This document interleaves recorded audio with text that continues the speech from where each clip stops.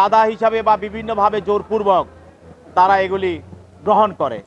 এইভাবে তারা সর্বমোট 24,000 কোটি টাকা তারা বিভিন্নভাবে তারা গ্রহণ করে এবং তদন্তিন মন্ত্রী সচিব এবং সে নিজে এবং অন্যান্য আরও যারা সিন্ডিকেটের সদস্য আছে তাদেরকে তারা এই টাকা তারা আত্মসাৎ করে। এই আত্মসাৎ করে এবং এটা তদন্তে প্রমাণ পাওয়া যায়। তার জন্য তদন্তকারী কর্মকর্তা তাকে তদন্ত করতে গিয়ে মামা তাকে গ্রেপ্তার করে আজকে তাকে আরও জিজ্ঞাসাবাদ করার জন্য এই টাকাগুলো তারা বিদেশেও পাচার করেছে এবং দেশেও তারা বিভিন্ন জায়গায় এগুলি অবৈধভাবে লগ্নি করে রেখেছে এবং যে লোকগুলোকে তারা বিদেশে পাঠিয়েছে সেই লোকগুলো সেখানে মানবতা জীবনযাপন করেছে, তাদেরকে অমানবিক নির্যাতন করা হয়েছে। তো সেই জন্য সব কিছু মিলিয়ে তাদেরকে এই বিষয়গুলো বের করার জন্য তদন্তকারী কর্মকর্তা তার বিরুদ্ধে 5 দিনের রিমান্ড মঞ্জুর প্রার্থনা করেছিলেন। বিজ্ঞ আদালত এই 5 দিনের রিমান্ড মঞ্জুর করে তাকে জিজ্ঞাসাবাদ করার জন্য তদন্তকারী কর্মকর্তার হাতে ন্যস্ত করে। মাসুদউদ্দিন চৌধুরীর রিমান্ড বাতিল সহ আমরা জামিন চেয়েছি। আমরা বলেছি যে উনি একজন চৌকুশ সৈনিক ছিলেন, মেধাবী সৈনিক ছিলেন।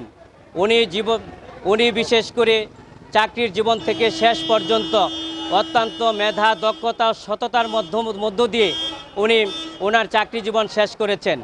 পরবর্তীতে উনি একটা ব্যবসা করেন, সেই ব্যবসাতে ওনাকে এই মামলায় সম্পৃক্ত করা হয়েছে। ওনাকে বলা হয়েছে প্রতারণা করেছেন, চাঁদাবাজি করেছেন, চাঁদা নিয়েছেন। একজন প্রাক্তন লেফটেন্যান্ট জেনারেল কখনো চাঁদা চাইতে পারেন না, চাঁদা নিতে পারেন না, প্রতারণা করতে পারেন না, যেগুলো সম্পূর্ণ মিথ্যা এবং ভিত্তিহীন, উদ্দেশ্য প্রণোদিত। আমরা বিজ্ঞ আদালতে সেই সাবমিশনে বলেছি। আমরা বলেছি যে এই মামলাটি ইতিপূর্বে ফাইনাল রিপোর্ট এসেছিল, অর্থাৎ মামলাটি শেষ। ফাইনাল রিপোর্ট অর্থ হলো যে মামলাটি শেষ হয়ে গেছে, ওনার ব্যাপারে তদন্ত করে কোনো কিছু সত্যতা পায়নি। কিন্তু তারপরও এই মামলাটি আবার পূর্ণ তদন্তের মধ্য দিয়ে আবার এই মামলাটিকে পুনর্জীবন গঠন করা হয়েছে এবং এই মামলা ইতিমধ্যে আপনারা দেখেছেন প্রাক্তন মন্ত্রী ইমরান আহমেদ, যে বৈদেশিক কর্মসংস্থান মন্ত্রী ছিল, উনি গ্রেপ্তার হয়েছিলেন, এই মামলায় জামিন লাভ করেছেন। এই মামলায় এই পর্যন্ত যত আসামি গ্রেপ্তার হয়েছে সকলেই জামিন লাভ করেছেন। শুধু আজকে লেফটেন্যান্ট জেনারেল অবসরপ্রাপ্ত মাসুদউদ্দিন চৌধুরীকে উদ্দেশ্য প্রণোদিতভাবে রাজনৈতিক কারণে হয়রানি করার জন্য এই মামলায় ওনাকে সম্পৃক্ত করে 5 দিন রিমান্ড চাওয়া হয়েছে। বিজ্ঞ আদালত 5 দিন রিমান্ড মঞ্জুর করেছেন।